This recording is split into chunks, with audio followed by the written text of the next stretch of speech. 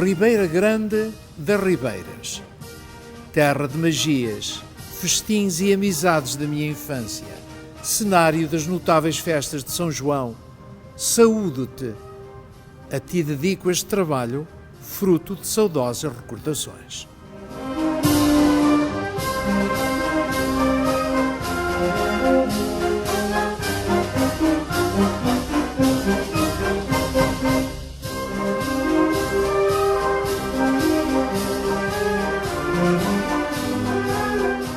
Devia ter os meus 5 anos de idade, quando a minha avó, Rosa Amélia, me levou uma feiticeira fora do lugar, porque eu não comia, tinha fastio e ninguém sabia porquê. Ora, a bendita senhora, de barriga inchada e grossas lágrimas a correr-lhe pelo rosto abaixo, disse-me que era tudo por causa de invejas, maus olhados, e benzeu-me com um raminho de alecrim. E eu fui para casa supostamente curado. Tudo isto aconteceu no lugar da Ribeira Grande, mas eu na altura não me apercebi. Só mais tarde é que dei conta desta localidade, mas por uma outra razão.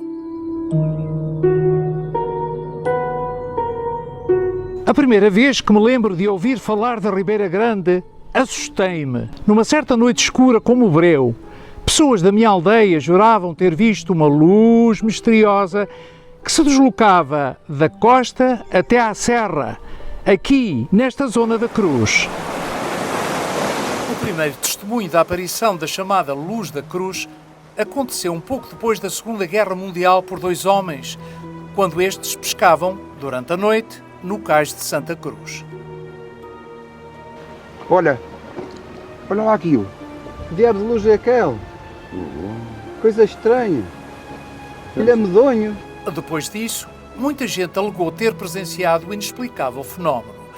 Mais tarde, alguém tentou explicar que se calhar era uma experiência dos americanos sediados na base aérea das Lajes na Ilha Terceira, mas nunca houve uma explicação oficial. No meu caso, nunca vi essa luz, se bem que olhasse desconfiado à minha volta, sempre que passava pela cruz, o que acontecia todos os anos pela calada da noite, no regresso à casa das matanças de porco da tia Georgina e do tio João Vinagre. E que matança de luxo era essa? Sobretudo naquele ano em que a festa envolveu a morte de não 1, não 2, mas de 3 magníficos porcos e reuniu muitos familiares e amigos vindos de perto e de longe. Devido à chuva, eu e os meus pais chegámos atrasados, não tendo assistido ao último suspiro dos animais, o que me deu grande alívio, porque sinceramente não gostava de assistir à prática. Considerava que a festa só começava com as vítimas dependuradas no tirante, o que me foi dado presenciar. Que lindos animais eram esses! Que festival dos sentidos foi aquela matança! Ainda estou a cheirar os limões rapados, a sentir o calor das comidas fumegantes, a ouvir a alegre barulheira das mulheres a trabalhar nas carnes e nas gorduras, a cozer as morcelas, uma das delícias do jantar. Penso que foi a partir dessa matança que a morcela se tornou uma das minhas comidas prediletas. Relembro, guloso, a longa mesa recheada de coisas boas, do jantar que nos iria saciar o apetite ao fim de um longo dia. No fim da festa, alguém perguntou ao tio João Vinagre: "Ó tio João, quantos porcos para o ano?" "Se calhar 4 ou 5, dizia ele com um tom de voz galhofeiro. "Que Deus o ouça, tio João, e não se esqueça de convidar." De todas as amizades que consegui fazer com alunos da Ribeira Grande, destaco o Fernando Porto, que vivia ali naquela casa. Um rapaz afável que nunca esqueci, mesmo depois de ter emigrado. Ambos saímos da terra natal mais ou menos ao mesmo tempo. Eu para o Canadá, ele para a tropa. Vim a saber mais tarde que serviu em Angola, tendo estranhamente na altura deixado de dar notícias à família. A mãe morreu desgostosa sem saber do paradeiro do filho, a família perguntando-se o que teria sido feito dele. Maus entendidos por causa de uma namorada terão azedado o Fernando, tendo este cortado toda a comunicação com os parentes. Em 2017, a Noélia Machado, natural da freguesia, pesquisou o nome Fernando Porto na internet, motivada por uma memória que tinha da mãe dele. Eu fui uma vez pedir para a quermesse e estava a senhora Filomena em casa e ela falou-me da história do filho estar desaparecido e de a maneira, o sentimento que ela tinha de nunca mais o ter encontrado e chorou muito e aquilo mexeu comigo, fiquei um bocadinho sensibilizada com a dor da senhora. E depois, mais tarde, é que tive a oportunidade de poder pesquisar no Registro Nacional de Utentes e saber se ele estava em Portugal ou não estava em Portugal. A Noélia descobriu então que o Fernando, depois de ter servido o seu tempo de tropa, veio eventualmente viver para a freguesia do Santo Condestável no Campo de Ourique, na cidade de Lisboa. Habitou na Porta 21, primeiro esquerdo, da Rua Almeida e Sousa, tendo falecido a 19 de junho de 2014, com a idade de 71 anos. Não se sabe ao certo como viveu ou se deixou descendentes, mas, recentemente, numa nova pesquisa, a Noélia conseguiu obter mais alguns detalhes sobre os seus últimos anos de vida. Mais tarde fiz um estudo mais aprofundado e verifiquei que ele tinha estado num lar e que tinha tido algumas carências económicas nos últimos anos, mas tinha morrido acompanhado e com prontos profissionais e não tinha morrido à míngua.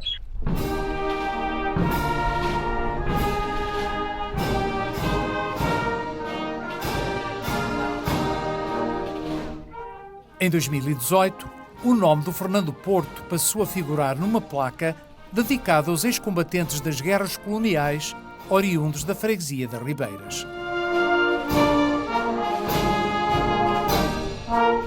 A cerimónia de descerramento da placa revestiu-se de grande dignidade, tendo participado membros do governo, militares, parentes, amigos e povo das redondezas que acorreu a Santa Bárbara para prestar homenagem aos heróis da terra.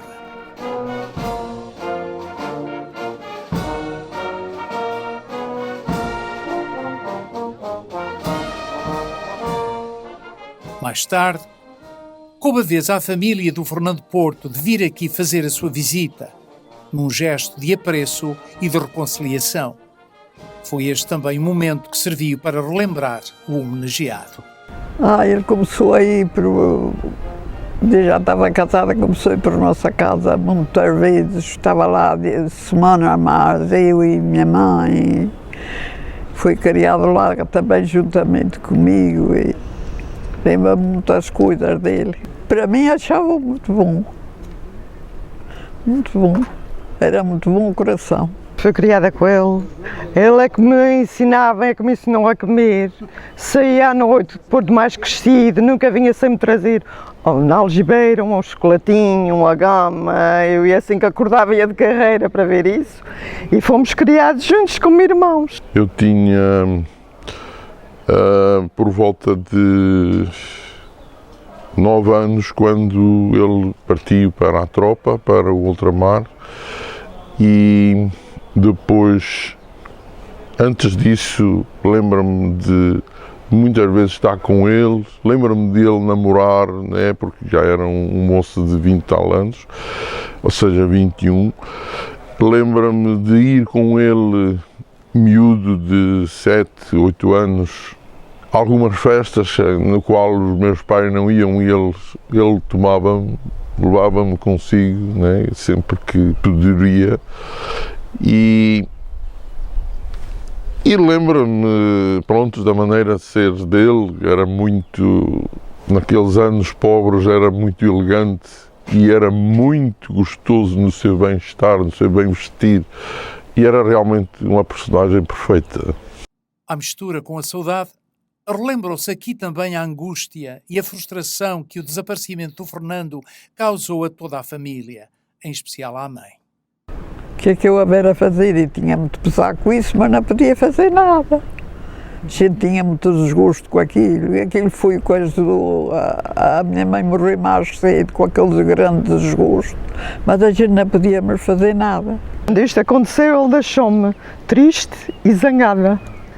Triste porque saudades deles e isso tudo, e zangada porque via a minha avó sofrer todos os dias.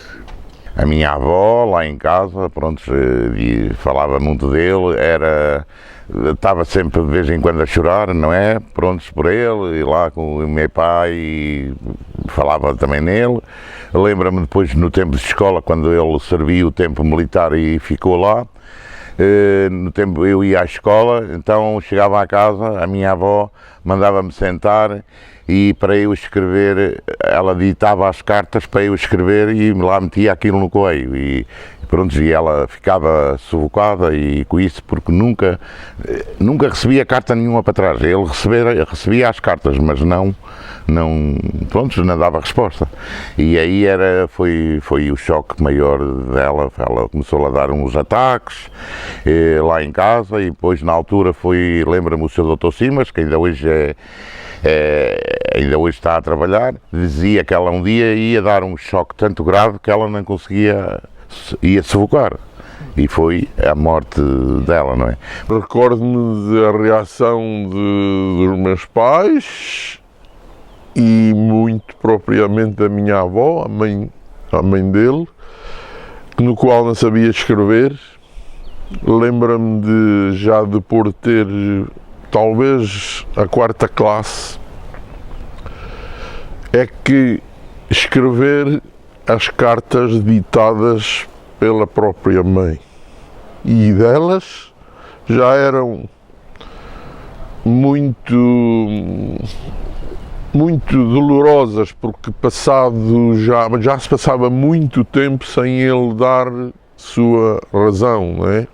Sabendo que ainda não tinha acabado o tempo militar, mas já tinha desistido de escrever, de participar no lugar onde se encontrava, ou por bem ou pelo mal. No entanto, era eu que escrevi muitas, passou-se semanas que todas as semanas se escrevia um aerograma na altura, não é? Não era envelope que fazia escrita e dobrava e seguia sem se pagar.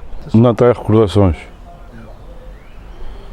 Mas a família falava dele? Sim. O que é que a tua família dizia dele? Os que me contavam que ele tinha ido para o ultramar e que depois nunca mais tinha voltado.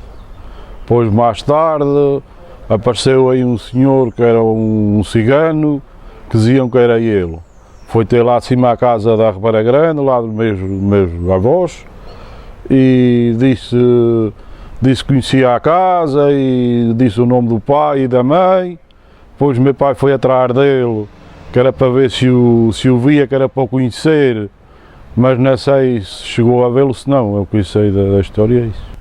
Lembro-me de uma vez vir com a minha avó à Laje do Pico, onde a gente se encontrou com o senhor Celestino, que era PSP, que teve com ele lá fora, e lembro-me que esse senhor Celestino deu 20 escudos angolanos à minha avó para ela escrever uma carta a ele. E acho que escreveu essa carta que foi o meu primo Alvino. Ou foi o meu primo Alvino ou foi o meu primo Manuel Fernando Porto, um deles. Essa carta deve ter sido recebida porque ela nunca veio mais para trás. E até hoje. Até hoje carregado de emoções, como foi o dia da visita ao lugar onde a família reencontrou o Fernando Porto, no nome e na saudade. O que é que sente ao depositar estas flores aqui nesta placa?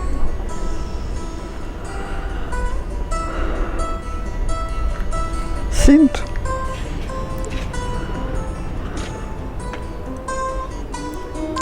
Sente-se emocionada, não é? A significado disso é que é o que a gente desejou toda a nossa vida, nos reunimos com ele e nunca tivemos a oportunidade. Começámos a procurar, mas acho que foi um bocado tarde, devia ter sido mais cedo. Mas ele se calhar está aqui em espírito, pode-me dizer isso? Sim, eu acho que sim, ele deve estar, o espírito deve estar muito feliz de nos ver reunidos, porque eu gostava de nós todos. Tinha um coração bom. Pronto, isto para mim representa foi uma homenagem que fizemos a ele, não é? E todos juntos também já temos pouco da família, não é? O meu pai já foi, o meu tio, é estes que vieram aqui, não é? Dos mais chegados dele. Pronto, representa que já somos poucos, mas que sempre fizemos essa homenagem um dia a ele e que fica na história para a gente. Um dia de alegria para mim, mas juntamente com a família, então fazendo uma recordação da parte dele, um dia de alegria. Isto deu-me respeito para um familiar que era tio. Fico obrigado por ter estado aqui, principalmente com a minha tia, porque é a única da família que viva cá. E sinto-me satisfeito de estar aqui com vocês.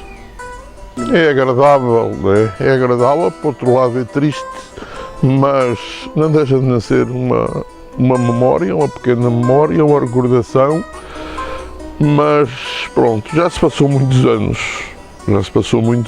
muitos anos tivemos sem saber dele, não é?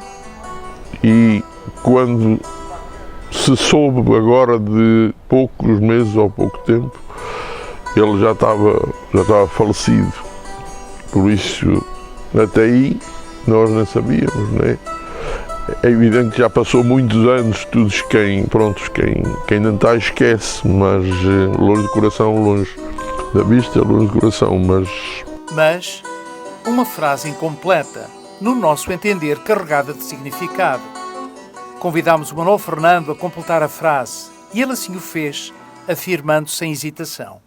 Fernando Porto desaparecido, mas nunca esquecido.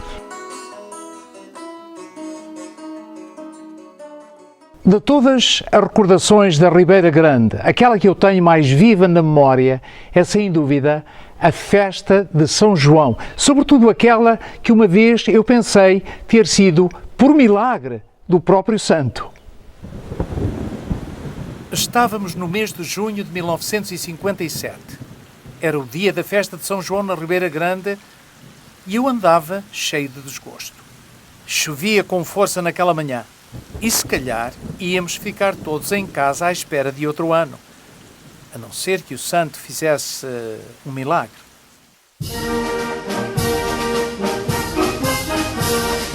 Ora, aconteceu que ao início da tarde o sol começou a raiar e logo nos pusemos a caminho. Eu e outros rapazes que viviam nas Pontas Negras, andando alegremente por essa estrada infinda que nos conduzia ao lugar da festa. Ao ouvir soar os foguetes, sabíamos que a curva da cruz não podia estar longe e que a festa ia começar. E nós, então, corríamos para chegar mais depressa. Ainda ao longe, as bandeirolas coloridas já nos acenavam, em sinal de boas-vindas, se calhar alegres por virmos à festa.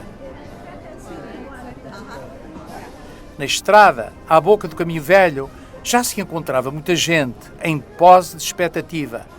Tínhamos chegado ao local certo. Eu nunca me lembro de chegar a esta idade. Com 89 anos de idade, o Sr. Manuel Pereira da Silva Júnior ainda se recorda dos tempos em que a festa era no Caminho Velho, entre a Capelinha do Santo e o Sítio da Cruz. Lembro de fazer aqui a festa e a estrada de passado ainda. Chavão uma cheia de anos já grande. Punham aqui o quiosque da música aqui, com madeira e faziam para tocar a música, tocar aqui, e ali em cima tinha uma tasca, ali em cima, e para aí não sei onde é que tinha outra para lá, para lá. E fazia uma procissão, não é? Fazia. Diga-me o que é que se lembra da procissão. Como é que era? Como é que era? Era para podiam atrás uns dos outros. E pelos vistos, acorria muito povo às festas. Gente de certo atraída pela simpatia e hospitalidade do povo da pitoresca Ribeira Grande. Vinha muita gente? Vinha ainda. Havia muita gente ainda. De onde é que vinham? Vinham desde Santa Cruz e da Ponta Negra e da Rua Seca e dos Forros e da Calheta e dos Feitários. Para aí vinham. O Sr. Manuel Pereira adianta que nesses anos o ar era outro no dia da festa do padroeiro. A tasca do seu Manuel Leal, onde era? Era aqui em cima, aqui na Tafona. Era ali, na Tafona do Sr. Manuel Leal, a tasca onde vendiam os petiscos. Recorda saudoso o aroma inconfundível dos caranguejos fritos e, sobretudo, das favas guisadas com cebola e, claro, do vinho de cheiro. E o vinho? Aí tinha vinho. Mas não havia vinho branco na altura, era tudo tinto. Eu não sei se era mercado, era mercado. Mas era tinto, era de cheiro. É cheiro. Hoje, os aromas são outros. A Tafona há muito abandonada, como abandonadas estão algumas casas do lugar. Sinais dos tempos, é certo, não deixando, porém, de causar consternação àqueles que se recordam saudosos dos dias de ontem. Tal foi o caso do Ribeira Grandense Capitão Manuel Gonçalves, o qual, após longos anos de ausência, visitou a casa onde tinha nascido, indo encontrar os inevitáveis efeitos do abandono. Escreveu então uns versos intitulados Escombros da Casa Paterna.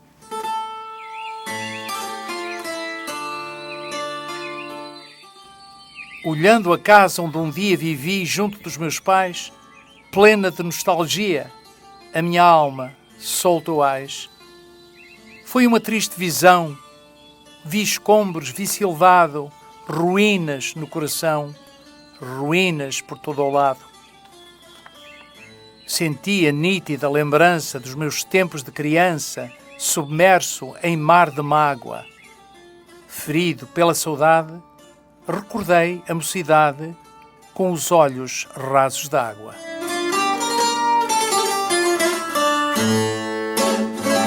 Terra de poetas saudosos esta. Ainda há pouco recebia uma mensagem da Maria Lucinda Martins, uma outra personagem ribeira-grandense, que me dizia em verso: nasci entre dois oiteiros, um da cruz, outro da eira, e por entre nevoeiros bebi água da ribeira. E eu logo respondia: quem me dera ter nascido onde a poetisa nasceu. Que pena não ter bebido da água que ela bebeu. Respondia assim porque, para mim pessoalmente, sempre que passo pela Ribeira Grande, agrada-me ver as casas aninhadas na encosta, todas elas brancas, recordando que, quando era criança, imaginavas quais gaivotas confortavelmente pousadas, sem pressa de levantar voo, querendo elas também viver ali.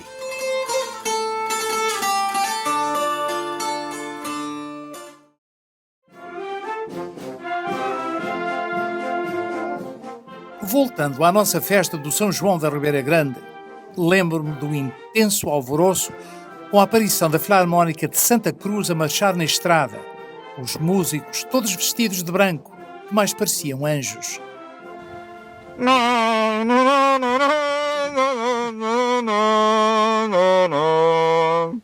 Sempre houvera música nesta festa, mesmo que fosse de improviso.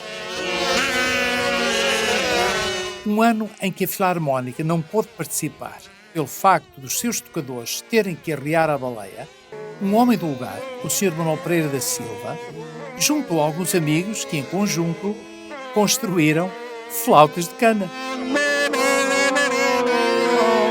No fim da procissão, houve bebida para toda a gente. Foi um dos anos musicalmente mais divertidos de sempre. Na memória da nossa festa, o santo, onde estava ele? Não te recordas? Alguém perguntou. E lá fomos pelo caminho velho, a curta distância da estrada, ver o São João na sua capelinha, a olhar-nos do seu andorzinho florido. Pequenino, magrinho, de olhos acutilantes, a receber-nos com o seu braço no ar. Era o único santo do lugar e, por isso, um santo especial, de veras importante. Olá, eu queria um escudo de bilhetes. Muito bem, um escudo são 3 bilhetes. Mais embaixo, ainda à beira do caminho, à janela de uma casa, não me lembro de quem, havia uma outra atração, essa também de grande interesse, a rifa. E eu fui gastando pela tarde fora todos os escudos que levava na algibeira das calças, para comprar bilhetes na mira de ganhar aquele peão colorido, prémio dos meus sonhos. Ora, o dito brinquedo não iria parar às minhas mãos e eu tive de me conformar com o par de cuecas vermelhas que a sorte me trouxe e que, pelo menos, e para minha consolação, tinha uma etiqueta da América.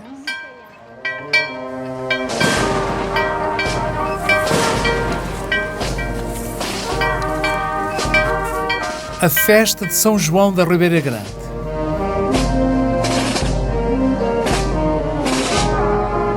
Aí vem a procissão. À frente, o homem com a cruz que o padre da paróquia mandou pelo sacristão. O padre não veio à festa naquele ano devido a um problema familiar e não teve quem o substituísse. A falta de padre foi sentida, mas a procissão, essa, seguiu em frente. Logo a seguir, duas meninas com um pequeno açafate recheado de filhós, sem dúvida promessa de alguém para ser arrematada mais tarde. Depois, o andor. 4 homens da aldeia de olhar compenetrado, a levar um santo pequenino. Que honra era ser-se santo neste lugar, um lugar onde os bem-aventurados não se mediam aos palmos. Sob o olhar atento de um ancião sentado encostado à parede da casa a ver passar o cortejo, passou um mordomo, naquele ano o Sr. Manuel Madruga, e membros da sociedade da festa. Recordo-me nitidamente também de mulheres carregadas de açafates recheados de pequenas rosquilhas primorosamente cozidas no forno da Sra. Filomena Madruga.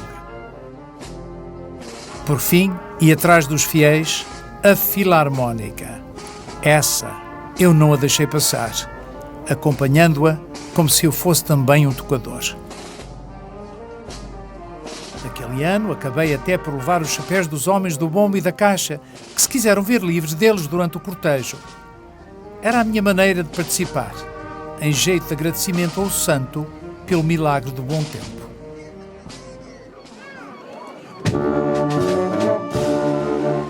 Depois da procissão, foi o arraial com o vai e vem da multidão a andar ao compasso da filarmónica, à mistura com a gritaria das pessoas, felizes por estarem ali.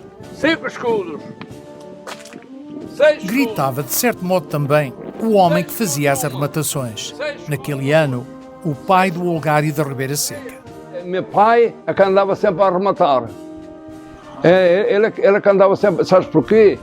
Eles os convidavam e ele gostava muito de um copinho. E tinha muitas tascas. E em cada tasca que ele entrava havia um copinho. E depois trazia uma rosquilha de maiores, por acaso. Eu até também gostava que, para a gente comer, ter os pobres.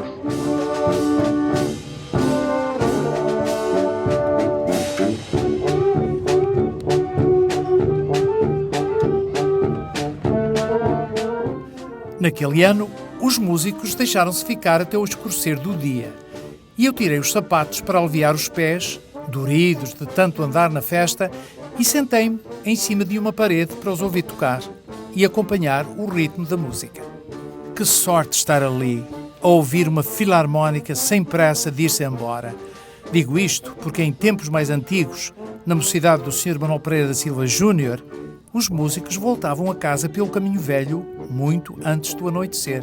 Não se precisa deixar chegar muito para a noite, que eles iam a pé tem que ir a pé para Santa Cruz.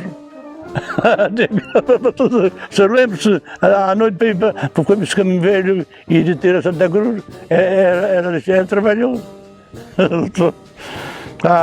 Preciso. Quando a filarmónica tocava, as pessoas passeavam e namoravam. O senhor chegou a namorar no arraial? Eu era uma criança. Ai, Jesus. Ai, Jesus. Mais tarde, com a chegada do automóvel, os músicos já tinham transporte assegurado, pelo que o arraial do São João da Ribeira Grande começou a prolongar-se até ao anoitecer. Na estrada passeava a juventude adulta embalada pela música da banda, a namoriscar, e depois ouvi falar de algumas brigas fora da casa onde os homens bebiam vinho de cheiro. É ainda o Olgário que nos relata um desses episódios menos festivos. como é que chamavam aquele na Ponta Negra?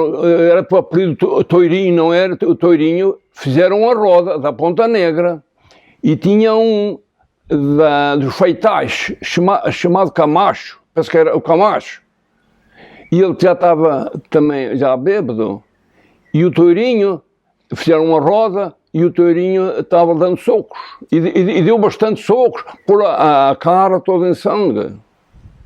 Isso foi certo. E depois, o que é que aconteceu? E o que aconteceu é que alguém disse, se chega aqui algum da Piedade, é melhor que vocês deixem.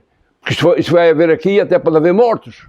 Porque foi mal. Isso, eu era uma criança, eu não metia para dentro, só estava mais afastado. E o que aconteceu, depois tiveram que deportar e ele foi-se embora e pronto, e foi a coisa, foi a Ponta Negra. Por vezes, as crianças pareciam imitar os adultos, havendo entre eles incidentes que começavam como brincadeira, mas que, por vezes, nem sempre acabavam bem. Foi o caso de um jogo à pedrada, desta vez com o próprio Olgário a figurar como principal protagonista. O que aconteceu era eu, o José Herculano e o Manuel Gonçalves. Andámos a brincar e depois, era o João de Lourenço. E o que aconteceu, começaram a enviar a pedrada, mas começou numa brincadeira. Quem é que começou? Quem começou foi o José Herculano. E depois foi o Manuel Gonçalves. Mas ele começou primeiro. Mas eu era certeiro e foi na tenda do Manuel Marucho. Tinha lá uma tasca. Assim que ele saiu à porta para ver onde eu estava, eu já estava preparado, acertei logo. E na cabeça do José Herculano. E o que aconteceu? Começou o sangue a correr e eles começam a dizer, olha, foi o Olgário. O Olgário é que estão aqui à pedrada e o avô e larga-se atrás de mim para me bater. Mas eu era novo, mas eu corri, claro, eu corria mais que ele. E na altura, eu ia chegando a casa, meu pai também vinha. E meu pai é que teve a culpa. Havia dito assim, mas o que é que aconteceu? Quem é que começou e chegou-me? Ele chegou-me, mas foi duro. Levaste uma tareia? Foi uma tareia. E depois, mais tarde, o Hermino veio e soube disso e disse a meu pai, não, o Olgário não devia ter sido batido. Porque o José Herculano e o irmão Gonçalves é que tiveram a culpa. O remate da festa, sim, porque o arraial não foi o fim, talvez trouxe o momento que eu mais desejava. As fitas do Terra, assim se dizia. Ou seja, a amostra de filmes do Sr. Francisco Terra da Ribeirinha, por encomenda da Sra. Evelina Silva, grande animadora daquelas festas. Dizia-se que o Sr. Terra tinha um filho na Califórnia que lhe enviava fitas. Este era o nome que dávamos à película cinematográfica. Fitas essas que eram, afinal, extratos de antigos filmes americanos. Nesta festa da minha memória, os filmes que vimos, a preto e branco, eram de mulheres a dançar e a cantar. A cantar, ou pelo menos entendia-se isso, porque os filmes eram mudos.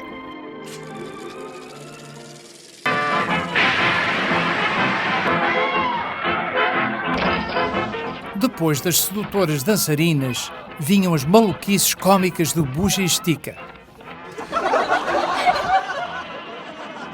Recordo-me que as imagens eram de veras divertidas e toda a gente ficou furiosa quando a película rebentou ou o projetor empurrou, o que naquela noite, infelizmente, aconteceu com frequência. A tudo isto, juntam-se os comentários divertidos e picantes dos circunstantes, e o que resultou foi uma autêntica paródia de piadas e de gargalhadas. Obrigado, Sr. Terra, pelas memórias. O dia acabou e nós regressámos a casa, mais ricos com as memórias daquela festa e felizes por saber que só faltavam uns escassos 12 meses para a próxima. Com a passagem dos anos, houve interrupções nas festas do São João da Ribeira Grande. Mas aqui na aldeia, o tempo não parou. Criaram-se novos espaços de convívio, como aquele onde me encontro, o Largo de São João. Melhorou-se a antiga capelinha do padroeiro, pavimentaram-se as vias públicas. Em 1970 foi inaugurada uma ermida, mercê da boa vontade e do esforço de muita gente. Foram pedir em volta da ilha, depois várias vezes, e depois juntaram dinheiro, muita gente também mandou da América. Eu lembro-me muito bem daquele terreno ser milho, e depois com animais tiraram a terra, e aquele terreno era civilizar. E depois daí começaram a construir. Eu lembro que no ano que fizeram uma festa ali, a ermida já estava iniciada, tinha 2 fiadas de blocos de roda. E o seu padre Agostinho disse a missa ali. A partir daí, repetiram-se algumas festas do padroeiro. Este já com uma imagem de maior porte. Mas depois, e por várias razões, as celebrações foram interrompidas. Parou, pronto, eu também já não me lembro bem porquê, mas parou, não sei, então, parou uns anos e depois é que se tornaram a juntar. Mas teve uns anos, quantos anos? Depois é que se tornaram a juntar e fizeram até muitos anos e começaram a dar rosquilhas. Quando começaram a juntar, foi para dar rosquilhas. E porquê é que acabaram? Acabaram porque também houve umas coisas e depois já acabou. Não, depois o pessoal era pouco, também não havia ninguém que ajudasse e pronto. Foi assim. No entretanto, e mais recentemente, iniciaram-se obras de melhoramento da ermida. O que estamos a fazer agora na ermida é construí-la, quase toda construída. Foi uma parte para o chão, uma parte do lado, e eu fui o teto e fui a manhã-la, tudo, portas, janelas e tudo. Como é que vocês estão a conseguir os fundos para isso? Os fundos a gente tinha algum dinheiro e a Câmara ajudou, mas vai faltar, não temos dinheiro para acabar a ermida. Não há dinheiro suficiente para acabar a ermida. Quando é que vocês pensam acabar, então? Estou à espera de Fernando pôr as portas e janelas para acabar a sua parte. E depois, enquanto tiver dinheiro, vamos gastá-lo. Quando não tiver dinheiro, não vai parar. Quando é que vocês gostariam de reinaugurar a ermida? Tem assim algum ano, algum mês? Tem, o Fernando em pouco tempo vem ali, aquilo fica quase toda pronta. Não vai ficar toda pronta porque falta verba. A gente não temos dinheiro suficiente para construir. Como é que vão conseguir esse dinheiro? Não sei. Vamos pedir a umas pessoas e vamos matar a... Pronto, vão fazer nova angariação de fundos? Pois, faltar ali algum dinheiro. No valores também não sei bem, mas vai faltar algum dinheiro. Com estas obras, e apesar das dificuldades financeiras, quer-se de certo manter viva a fé cristã e a veneração ao padroeiro. Quanto às festas anuais, há pessoas que sentem saudades delas e gostariam que fossem recomeçadas. Eu gostava que as festas voltassem a serem feitas, como era antigamente. Porquê? Porque era um bocadinho que passávamos todos juntos e relembrava aqui a tradição de São João. Eu gostava e ajudava, nisso que posso. E porquê? Não sei. É a fé que tens no São João, é? Era uma coisa que já tinha tempo sem se fazer e agora tornassem a fazer da mesma maneira era bonito, se vê. Gostava, sim senhor, gostava de ver isso, mas agora mesmo que está amanhã na igreja, que a igreja fica jeitozinha, se conseguisse também fazer a festa, mesmo que não fosse em números como era antigamente, que fosse mais pequenina, não darem as rosquilhas que mandavam, mas gostava de... Por menos saírem com o santo. Pelo menos o São João dava uma voltinha cá fora, que é só uma vez que é para arrejado. Era uma coisa boa, era bom para toda a gente. E porquê? Mas juntava pessoas aí, faziam um entretenimento e passavam no tempo, era muito bom. O lugar precisa de animação, não precisa? Muita, que ele tem pouco. Vamos esperar que o santo faça um milagre. Vamos a ver, era bom. Ao que parece, porém, a probabilidade parece não ser das melhores, por falta de não só recursos monetários, mas também humanos. A gente não tem ninguém aqui, pouca gente, duas ou três casas e não. Por minha parte, não. Não há hipótese de fazerem festas de São João aqui? Não. Não há gente nova que quer? Não há gente nova. As festas de São João da Ribeira Grande, embora com futuro incerto, felizmente continuam ainda na memória saudosa de muita gente. Quem sabe se um dia o santo não fará mais um milagre, transformando uma manhã de chuva numa tarde de bom tempo, permitindo assim que a sua festa recomece e perdure por muitos e muitos anos.